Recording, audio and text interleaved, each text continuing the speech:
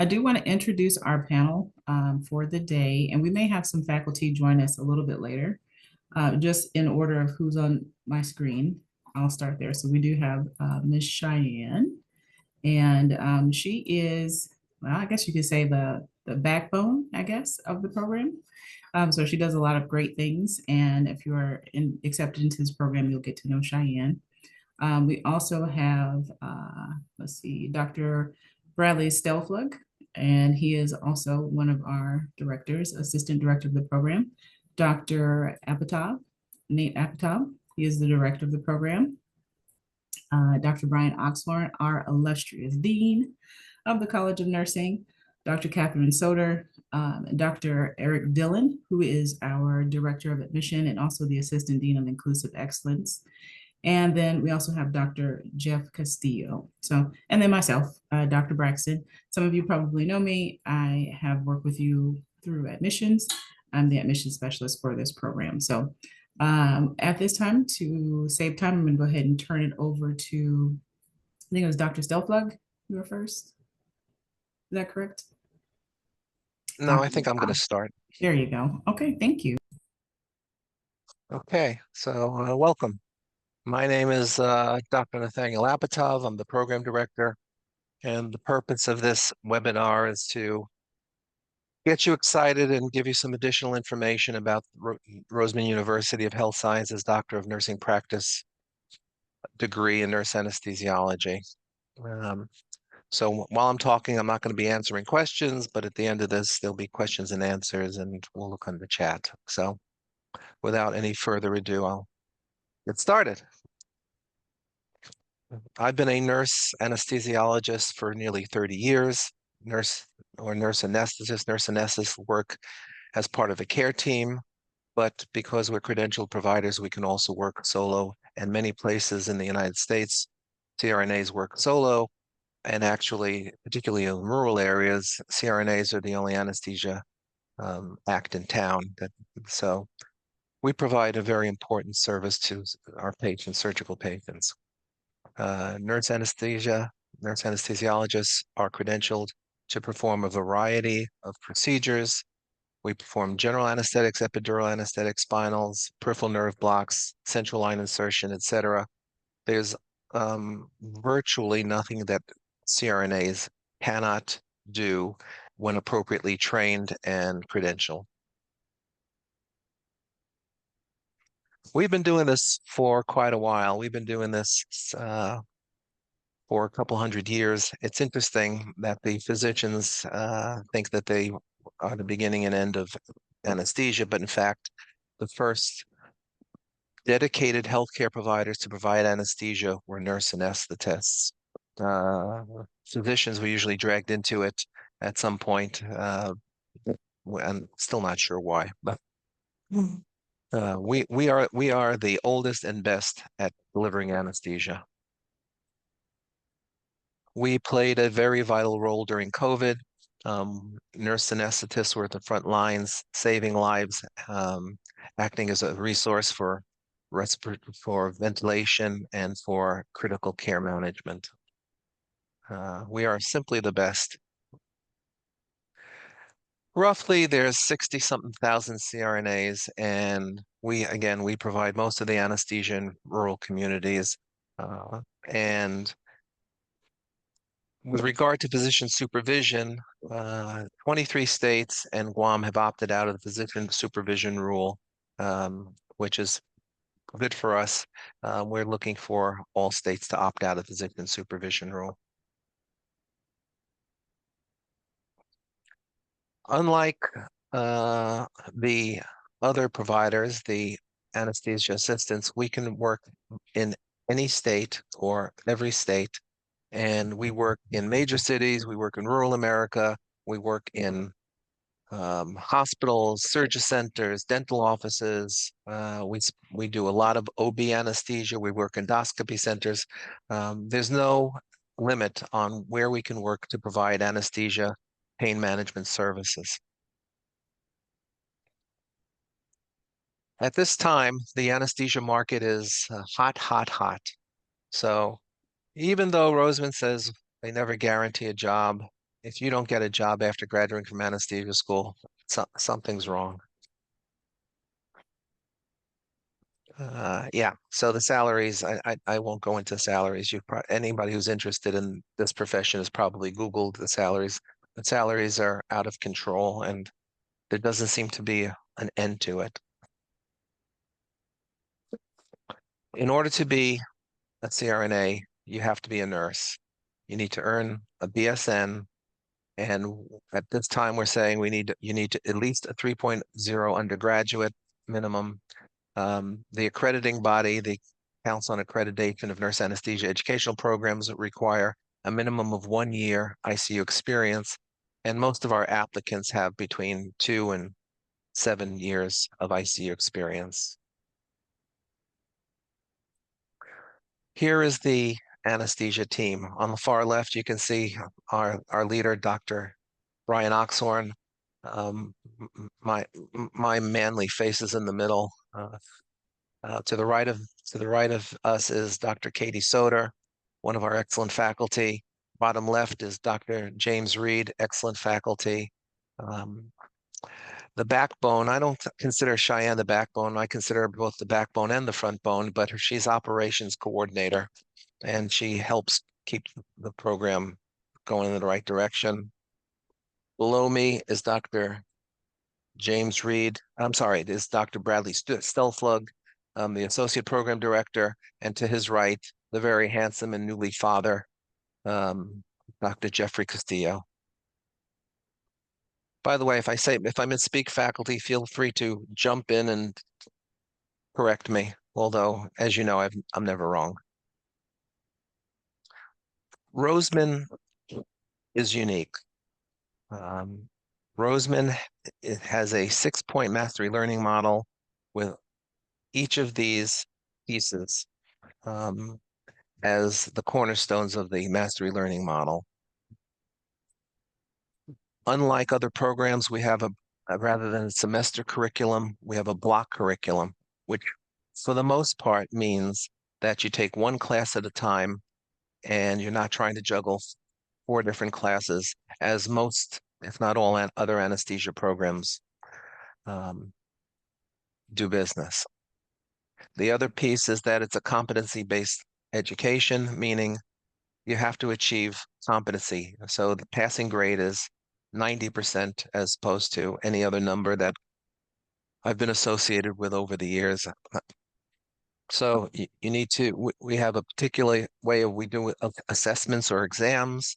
We believe in early experiential learning, and we believe very strongly that students collaborate and teach each other as part of our learning model. The learning model works. We know that because the pharmacists have done this for years. The dentists have been very successful in doing this for years. And the School of Medicine is going to use this model or is using this model, as well as with the Roseman University is, in addition to pharmacy, nursing, pharmacy, dental, and medicine, they're developing a school of veterinary medicine. So we're all going to be on this 6-point mastery learning model. This is an example of our calendar.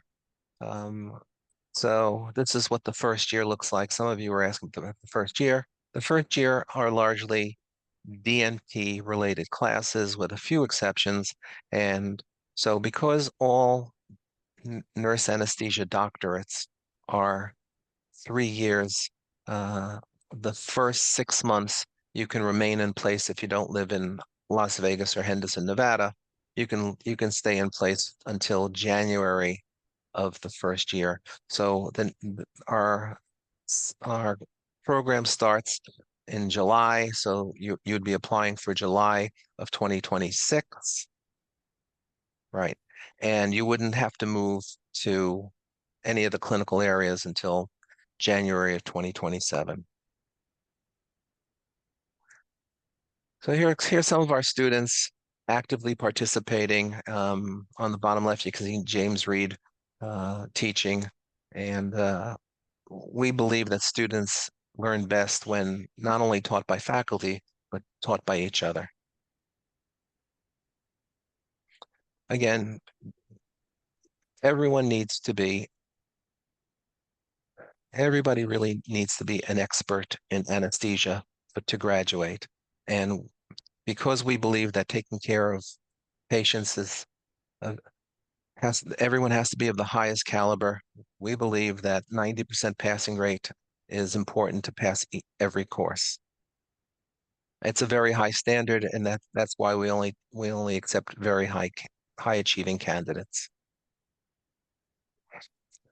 I mentioned that our learning system is different, and what we do is we feel very strongly that the assessments that we administer or exams that we administer allow students to learn as well. So students take an initial assessment, they're given feedback, and then they take the assessment again as a group.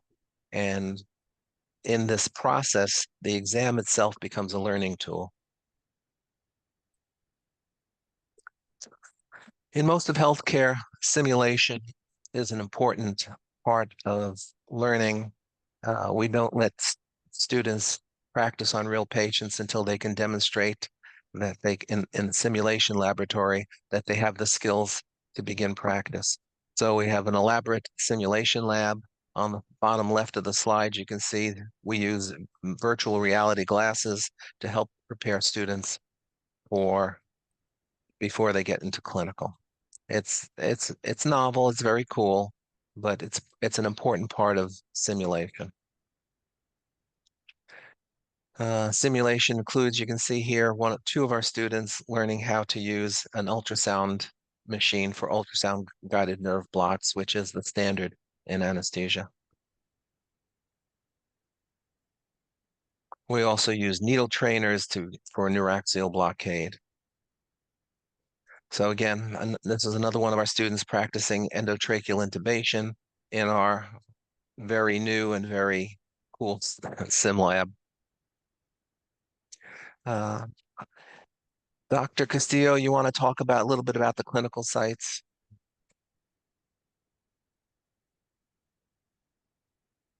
If not, I certainly Oh, can. yeah. So we have pretty close clinical partnerships with the most of the big hospitals in town. So some of you guys might, if you're from Las Vegas or Henderson, might work at some of these places.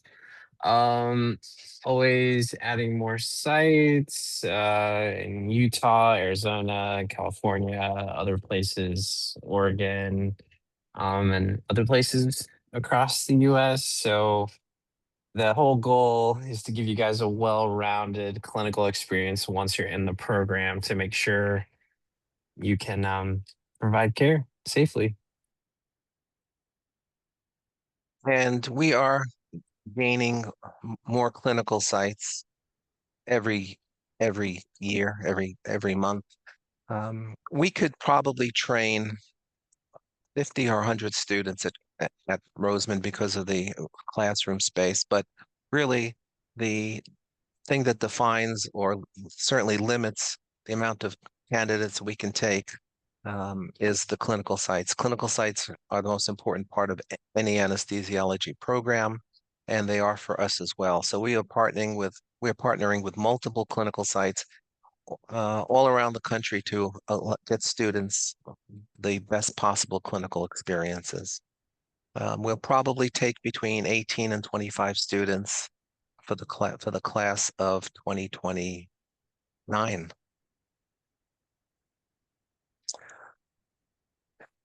Part of all advanced practice nursing education is, or at least doctoral education, is the DNP project, and you will be required to perform a DNP project as part of the curriculum. It's both a fun and learning experience, or at least that's what I tell students. We need qualified, super bright, highly motivated applicants who are able to communicate, who understand well and can communicate ICU practice, and those people who are flexible and show composure and who have the financial means and are emotionally ready to take on a graduate program. We're different than the family nurse practitioners. We're different than the midwives. Both the midwives and the family nurse practitioners have the ability, when they have a question that they can't answer, to get on the internet or look in a textbook for the answer. Nurse anesthesiologists can't do that. We have to have all the information memorized and have it ready at the tips of our fingers in order to be able to take optimal care of patients in a rapidly shifting operating room environment. That's our first class. We still love them. They haven't made me mad yet. So I guess Dr. Stelflug, this is where you answer questions apparently. Okay, so I'm game. Dr. Stelflug, if there's anything I missed, I got a little carried away. If there's anything I missed, why don't you just explain your position on some of these issues? I'm sure it'll add to the experience. I think you did a wonderful job. Roseman is a great experience. It's a great school. Obviously, a lot of schools for nurse anesthesia get you to the same goal. Why would you want to choose Roseman? We feel it is one of the top tier programs. We have tons of experience. As Dr. Apatow said, he has 30 years of experience, been teaching and directing programs for over 20 years. I've been doing this anesthesia for 26 or 27 years, and I'm on year 5 or 6 for directing anesthesia programs. And faculty is top-notch, been doing this for years. So we feel we got the curriculum, we got the expertise, and that's just something you don't get in other programs. And then Roseman has spared no expense for the sim lab. Got the great toys. You're gonna practice on some great equipment and learn your skills. Obviously, you want to learn it in simulation before you go and practice it on real people. So that's why you choose Roseman over other programs. And that's just the part I wanted to add. Okay. Dr. Oxhorn, do you have anything that you'd like to add before? Because I think questions will be the meat of this. So, but Dr. Oxhorn, I'd like to give you an opportunity because you are the captain of the ship. So thank you for introducing me as part of the anesthesia team. I am not a CRNA, by the way. Let's be clear about that. So don't be confused. Just a couple of things. We talked about the simulation lab, strategic plans for the university. As some of you may or may not know, we did implement a College of Medicine at our Summerlin campus this July. And along with that becomes a great need for a much more elaborate simulation environment. So the university will be building a simulation center, so a large 3-story building that will have all the latest, newest bells and whistles and great environments. I think the OR environments will look like you just walked into an OR.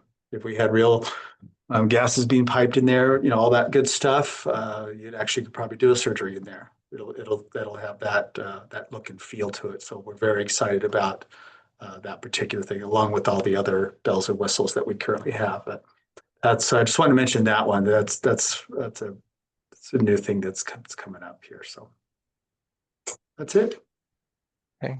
Dr. Soter, anything that you'd like to add? You don't have to. There's nothing acutely that I'd like to add. We can take questions. Okay. And Cheyenne, is there anything? Cheyenne, again, is the backbone or front bone, or I don't know, ulna something. Dr. Ms. Cuisan? Yeah, I just want to highlight that if you join our program, you will receive academic success support and wellness support throughout your program. That is one of my responsibilities in this program, is to take our students and make sure that they are on the path to academic success and well-being through a very rigorous program. Yeah, so it's important. We feel it's important since the competency for Roseman's program is 90%. We feel important that we need somebody helping students make it to the finish line, and that's what Cheyenne does. Cheyenne helps students with academic and really all other issues to make sure that students are successful. If we accept you into the program, our expectation is that you're going to graduate. However, it's not on us. It's 90% you, 10% us, but we're going to give everything we can to make sure that you're successful. And that's not the way all anesthesia programs are. So what I was going to do is I was going to go through the questions and try to answer a few of them. Dr. Artuf, can you see the questions in the question box, or are you looking at the chat box? I'm looking at the webinar chat. Yeah. Where would I be better off? Question Q&A box? Yes, I can read them off to you in the Q&A box. There's a couple of things Sure. like right away. Sure. Sure. About the admissions requirements. So the admissions requirements listed on the website are the correct requirements. So if you have questions about that, the ones that are listed are required. They are required, which means there are no subs for that. So you can't say, well, I've worked in ICU for 40 years. Can I sub my anatomy and physiology? No. You got to meet all of the application requirements in order to apply. So hopefully that clears up a good amount of questions there. Another big question about the science GPA. For the science GPA, we're looking at all of your science courses from the last 10 years. We are looking at if you've repeated a course, we're looking at the first, second, third, however many times you've taken it in the last 10 years will factor into that GPA. So that was a big one. There's some questions here about clinical sites. So there's some questions about how many different clinical sites do each students rotate through. Let's see. And then also questions about within the clinical sites. Let me see, I'm just trying to make sure I get them all. Yeah, there's a lot of questions about clinical sites. So yeah, about just general things about clinical sites. So how much time do students spend at a clinical site? Where are they located? And I want to say, I think you answered the ones about the partnerships as far as the clinical sites are concerned. So if you want to just talk about clinical sites a little bit more. Sure, I'll give an intro and then I'll let Dr. Castillo pick it up. So the issue with clinical sites, as I mentioned, the clinical sites are, if not the most important, one of the most important parts of training. Originally, when we started the program, we thought we were going to have clinical sites only or primarily in Henderson, Las Vegas area.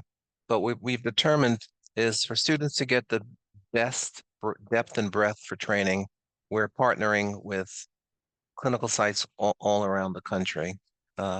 We're particularly interested in CRNA only sites where there are no physician anesthesiologists, where CRNAs perform the full scope of their credentials and their education.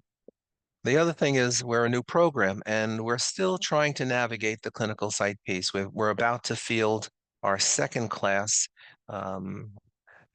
into clinical. Our first class seems to be doing very, very well, the clinical sites we have, but I'll let Dr. Castillo elaborate if he doesn't mind.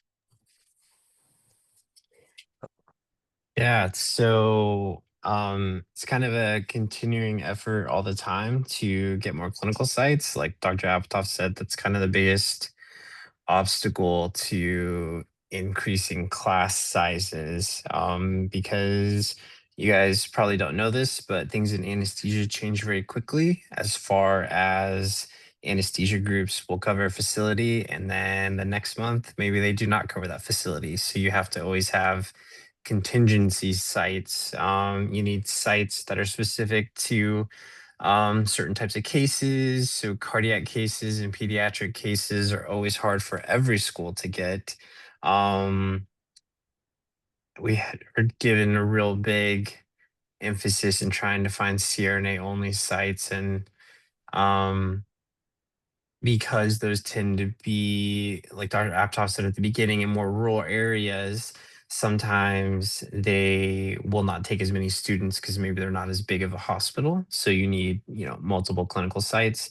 As far as where the clinical sites are, kind of went over it a little bit earlier. Most of them are in um, there's quite a few of them in Las Vegas and Henderson.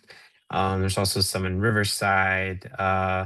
We are in the process of doing agreements with facilities in Havasu City, uh, close to another few in Riverside, in Oregon, in Virginia, kind of all over the place. So it's going to be if you get into the program, you can kind of expect to be traveling about every 3 months. That's about how long most of the clinical sites like to keep students there. Um, was there anything? What else was? There was a question about competition for clinical sites. Do you feel that that's an issue? And then also, how many cases do students do before they leave clinical sites? So each specific clinical site is going to be different as far as what type of rotation you're doing there. So if you're going for pediatric rotation, the Council on Accreditation has very specific numbers of pediatric cases you need. So will send you somewhere where you would get, if not all, the majority of those. For each of those, what we call specialty rotations. Um, Sometimes you'll do the majority of them somewhere and then kind of get the last few somewhere else. As far as competition, the COA also requires anytime we try to get a new clinical site, if there's other nurse anesthesia programs that go there, we have to let those programs know that we're also planning on sending people there. And the COA kind of keeps track to make sure there's not too many people out of facility so that typically isn't as much of an issue as far as competition. Where there can be competition, and one of the reasons we focus on CRNA only practices is at some of the some of the larger academic hospitals. They also have anesthesia residencies, so there can be competition between the anesthesia residents and the CRNA students. And the just so you know, the anesthesia residents are always going to win that competition because the government pays the hospitals for them to be there. So, um, there's something else about housing. We don't help with housing. That's there are some places who have kind of their own housing situation, but that would be something through the clinical site, not through Roseman. So actually, if you don't mind me jumping in here, we do Yeah. offer something called a roommate database. So if you are selected for the program, then you'll have an option to use that database system if you wanted to partner or pair with someone else who's in your cohort in order to create a living situation. So that's something that we do offer, but we do not have on-campus housing for this program. There was a couple of questions about. I'm gonna, Dr. Braxton, I'm gonna interject just a little bit more on that. So that is specific to when you come to the Henderson location that you can participate in the roommate database form. It is still up to you and whomever you decide you want to room with. If you happen to have a clinical site that is not within the Nevada area, then you will be responsible for your housing in that regards, just so that that's clear as well. Thank you for that clarification. Thank you. And Let then, me briefly can I just briefly address the financial aid piece? Because I've seen a couple of questions about that. Yeah, it's likely that nobody's going to have a clear answer for you right now. The executive order that was given by the President of the United States means that the Department of Education now has to change their regulations. And so they're in what's called a negotiated rulemaking phase, where stakeholders and constituents are all providing input about what the regulations should look like and who should be exempted from lower limits, who should be allowed upper limits. All those things are currently in place. The university is very attuned to the status of that and working with our state or federal representatives, our senators and congressmen in Washington, and also working with financial institutions and lenders to be in a position to offer all of our students and all of our programs alternative options for student loan and financial aid. So we're all working on that across the country. So it is going to be a challenge. Thank you, Dr. Oxford. And there was a question about how to financially prepare because that was on the slide. Save your money. Save all your money. It's realistic, right? It's just realism, right? The first 6 months ish, depending on everybody's going to be individual, so you can't take this as gospel. But some people may find they can still work a significant amount, especially if you're working the 312s. You got 4 days a week. Through about the first 6 months, you'll be with the FNP students as well, which more often than not, the FNP students still tend to continue to work full time while they go to school. However, for you guys, once that January hits after the first year, you're pretty much done with work until the end of the program, especially once the coursework is going to be very, very intensive, very rapid paced, a very deep level of science. That's why I always caution everybody about why they focus on science so much is what it took for us to become registered nurses was not a whole lot of deep science, right? But you're going to have to know the same depth of scientific knowledge that the physician anesthesiologist had to have going into their bachelor's degree and then their medical degree and stuff. So that's what you're going to come out with, is that level of knowledge specific to anesthesia and so on and so forth. So it becomes really challenging. It will become very, very challenging. And of course, once you start clinicals, if you're not in class and you're not studying, you're doing cases. Did somebody mention the volume, the number of cases? I know that was a question. I don't remember, Dr. Castillo, if you said that. How many hours did they get and approximately how many cases does that end up being? So yeah, I think someone had asked, so specifically if you like the COA requirements, the COA requires 2,000 clinical hours and 650 cases. The only way you wouldn't get that in the program is if you're doing something wrong, basically. If you're not showing up to clinical or doing something like that. So, Dr. Castillo, I'm looking up the numbers on our first cohort, and this is 20 students that we have. And they have done 2 practicums, and these are their shortest practicums out of 6. And they're already at about 150 to 200 cases. There was a question about regional. Everybody's done regional. Ultrasound peripheral blocks as a group, they've done 269. When you talk about epidurals and spinals, there's another 300 of those. So we're one of those programs where you're going to get a lot of cases and you're going to get a lot of regional. There was a question here about how do you ensure your students get exposure to high acuity and diverse clinical cases at the clinical sites in comparison with MDA students? So those are part of those COA requirements to make sure we send you guys places. So high acuity cases don't just happen at big hospitals, they happen everywhere. Some of your sickest patients are the people in the middle of nowhere, California. So that's why we also, again, it kind of comes back to that big emphasis on the CRNA only practices, because those are very sick people there in those types of places. But the other part of it is just constantly, we've only had people in clinical for almost 8 months, 6 months. So just examining the clinical sites, making sure that they're giving us good numbers and good cases. We're not going to send you somewhere that's not going to be a good experience or contribute to your learning. Thank you for that. I have a couple of questions here about applicants. So they want to know, what does highly motivated mean?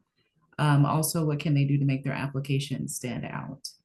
And there was a question about shadowing, if shadowing experience was required. And if not, how is that looked upon? And I'll keep looking to see if there's any others if you want to answer those. Sure. Highly motivated means that you come to work every day ready to do work, whether it's in the classroom or in clinical. That's what highly motivated means. Highly motivated means that you understand for 3 years, you'll be working full time for us, either in class or in clinical or both. That's my definition of highly motivated. You don't get through anesthesia school, our program, or any other school or any other anesthesia program by not dedicating yourself for 3 years. It's a marathon. It's not a sprint. What was the other questions? There was a question about how an applicant can stand out in the application. Okay. And then also there was a question about if their BSN GPA was low and they took some graduate courses, how is that looked upon? Okay.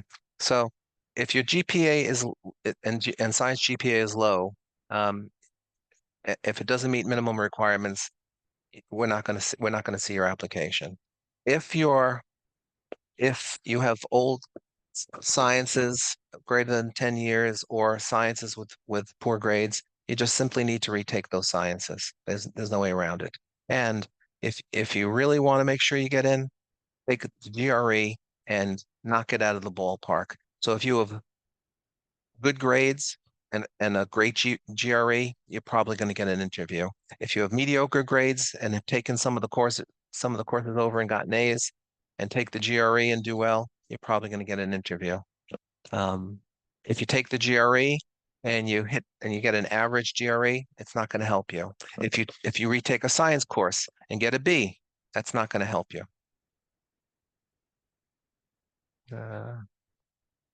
Did I miss anything? I think you hit it. And you know, I've talked to some of the applicants before and they'll say, oh, I'm going to take a bunch of sciences. And, you know, like I advise, if you are just taking a bunch of science classes just because you feel like you want to up your GPA, but then you don't do well in those science classes, that's not going to help you. So, you know, you want to make sure if you're going to just take science courses to try to bump that science GPA, it's something that you do well in. Otherwise, it's not going to help you to just have a whole lot of science classes for me to look through. There was some questions. Can I also state that if you're going to take the GRE, do yourself a favor and buy the book on GRE, study for the GRE. It sounds simple because it is simple, but too many people just pay for the test, show up, and you're not going to pass that. So take some practice tests and, like Dr. Apatow said, knock it out of the park. You want to show motivation. How many times are you, or what are you doing to inform yourself about this career? I personally do like to see shadowing. Are you spending your off time investigating this career? Are you shadowing? Are you belonging to the national organization? Things like that show motivation to become a CRNA. Not just that you saw what they make and you want to be a part of that. So that's a little bit to the motivation part. And the other thing is, if you're going to take the GRE, not only do you study for it, I would take a review course, I'd buy a couple of books, I would hit a home run so you don't have to explain a mediocre GRE and have to retake it. A lot of people that take it, they'll say, well, let's just see how I do. It's a dumb way of doing things. It's throwing away money. So it's similar to taking a science course and getting a B, you're just throwing away money. And keep in mind, because there's questions in the chat now, the GRE is not required. It is not a requirement. You can find all the application requirements on roseman.edu, but it is not a requirement. We're just discussing, kids asked the question, what could help you stand out. There were some additional questions about if an applicant has applied before, Do we look at their previous application? No, we're looking at your application that you are applying to this cohort. So we're not going back to look at your old application or anything like that. There was a question about how CRNA is changing, the profession is changing in the next 5 years. What are we doing to prepare for that? If you want to answer. Repeat that, please. The question said, CRNA profession is changing in the next 5 years. What are we doing as a program to prepare for that? The CRNA profession is changing every single year, and I'm not sure what the question means. We keep up on current information. We have changed. We continue to change with the times. There's no specific thing that you do other than make sure that the science and the anesthesia information is timely. And with regard to clinical training, hospitals are changing anesthesia techniques and faculty all the time. So it's not a problem, but anesthesia world is changing all the time, every day. Thank you for that. There was a question about uploading shadowing forms and supplemental things to the application if it's not required. It's not a requirement. So there's only so many sections on the application for you to upload documents. So just keep that in mind. If you have something like that, and there is a section for an additional document, but there's not, because sometimes people will try to upload like 10 different things to NursingCast, but NursingCast can only hold so much. So just kind of keep that in mind if you're uploading certain things, that there's only one additional slot for additional document. I've also seen people put it on their CV, which is a elegant way of just putting it in there for additional experience. Or their statement, in their essay, they make clear their shadowing experience. And about the essay, Dr. Apter, I'm glad you brought that up. You know, make sure you take some time to consider what you want to write about before you just start writing, and really consider some of the things that we've discussed today as far as what they're looking for in candidates, and, you know, take your time to complete that. Instead of, sometimes people have like a general personal statement that they just kind of, you know, stamp onto something, but, you know, just keep in mind that it is important that you take some time also with your recommendations, because there is a section for you to have recommendations. We're not accepting the letter of recommendation. Your recommenders will receive an email with a Likert scale about you and a short survey. So you want to make sure you select people who will do a good job for you, and that they know who you are, because it's not a whole lot of wiggle room for them to discuss, you know, who you are as a person. They have to answer those things. And then there's, on the recommendations, you are allowed to request up to 4 on there. So, you know, it doesn't hurt to have more versus if you only put 2 and then somebody doesn't actually complete it. So just keep that in mind.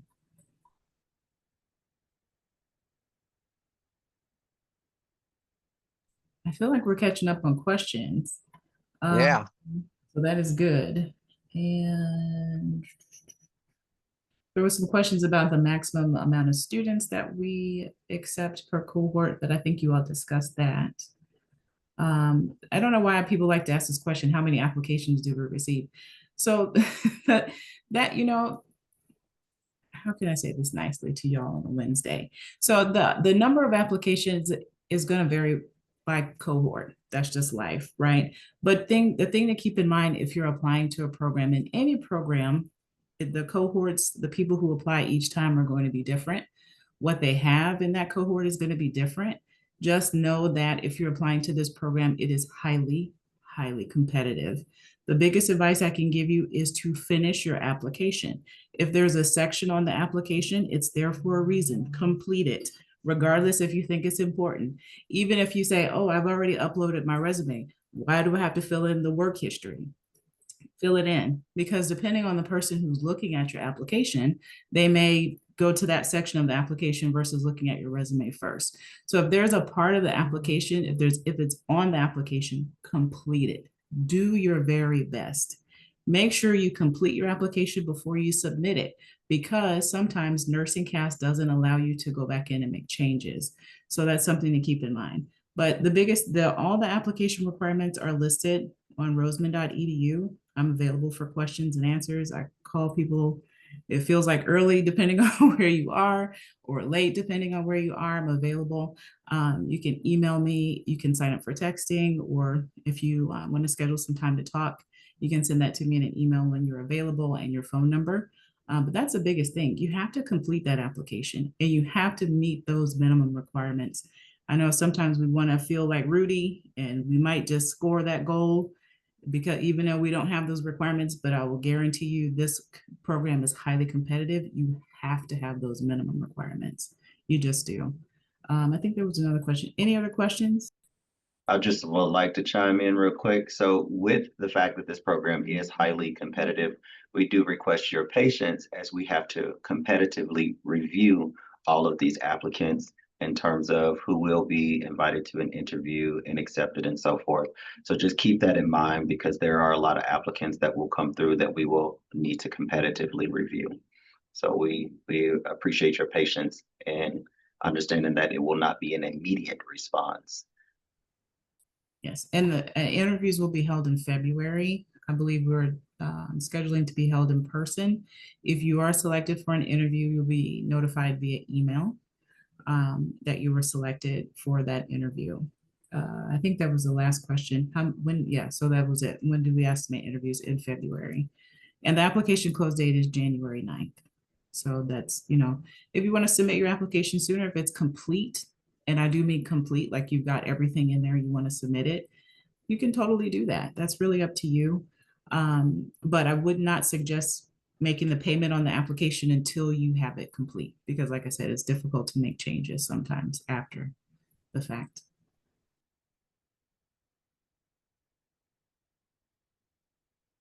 I think that's all the questions. We did it, guys. Good job. Aw, I mean, if you want more, I'm sure they can.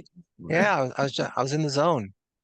Okay, let's see. If selected for an interview, what style of interview is it? If you're selected for an interview, if y'all want to discuss how the interviews are, that'll be. Yeah, it's a Roseman unique situation. We ask questions and you answer them. Meaning we want to get a sense of who you are, if you understand the science of ICU nursing and how able you are to think on your feet being asked a question. It's a very basic interview. So, and by the time you got there, you've probably got 3/4 in the door if you've gotten an interview.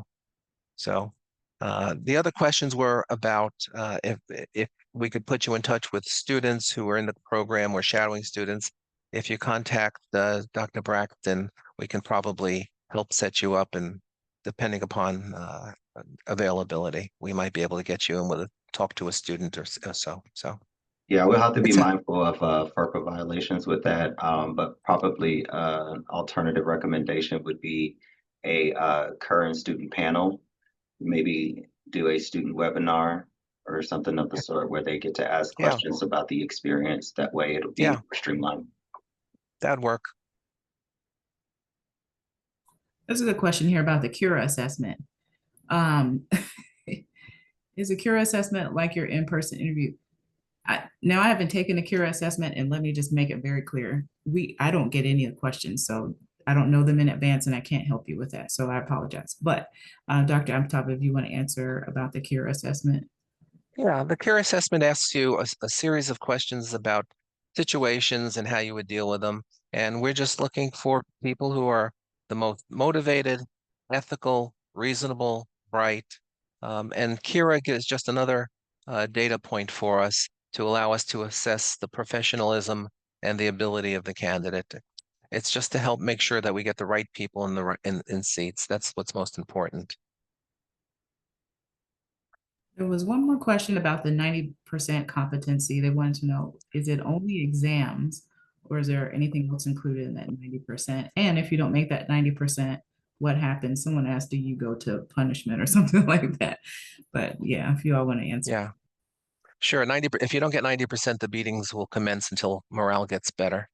The 90% is largely for assessments or exams to me, and we have an elaborate mechanism to help students who don't achieve 90% on the first go around, how to push them past the finish line. With regard to clinical issues, simulation issues, meaning can you perform a machine check? Can you perform an anesthetic? Can you put somebody to sleep? Can you wake them up? That has to be 100%. So students are not allowed in clinical until we're confident that they're able to perform basic induction intubation scenarios, similar to regional anesthesia. We don't let students perform regionals until they demonstrate competency, but with that type of thing, it's not really possible to achieve 90% either. It's yes or no. You understand it, you know it, or you don't. Thank you for that clarification. I think we've answered all the, well, yes. I Whoop, think, no, it was just a response. whoop. We've answered all the questions, so that's good. Did anyone on the panel have anything else they'd like to add today? I would just like to add, I know that it's a relatively new program, which can scare some people off. With that, there's also a beneficial side because it's a new program. We're constantly evolving and changing things to help meet the students' needs. So we're very open to helping everybody and working together. So you will meet all your requirements. That's a requirement on our part too, is to make sure you meet all the requirements. But then again, with regard of how things go and how the balance is, you're going to be working hard, nights and weekends, holidays, your life is the anesthesia school. But at the same time, we're very open to finding ways to facilitate that so you can be successful in the program. Dr. Soder, when did you graduate?